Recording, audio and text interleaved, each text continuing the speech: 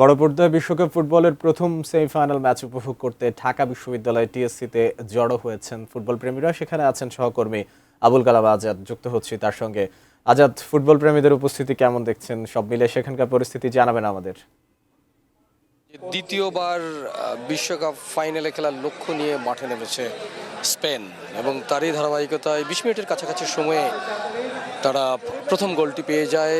আপনাকে বলছিলাম আগের বুলেটিনে যে ব্রাজিল আর্জেন্টিনায় যে শুধু কেবল খেলার দর্শক উপচে পড়া হয় সেটি নয়, তার চেয়েও বেশি কোনো অংশেই কম নয় যে মহসিন হল মাঠের যে দর্শক উপস্থিতি। এখানে এখন খেলার বিরতি চলার কারণে কিছু দর্শক খানিকটা মাঠ থেকে একটু দূরে গেছেন, কিছুটা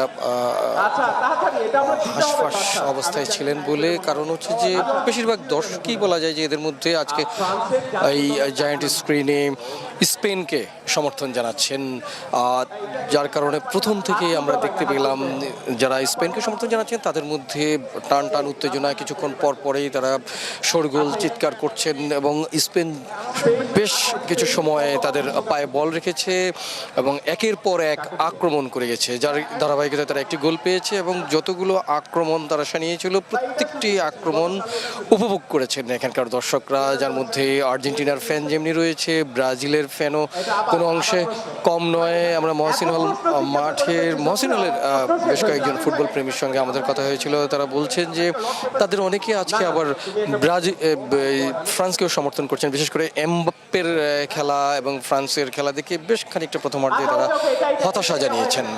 আশা করছেন যে দ্বিতীয়ার্ধে হয়তো প্রথমার্ধের ভুল ত্রুটি শুধরে তারা জ্বলে উঠতে পারে ফ্রান্স।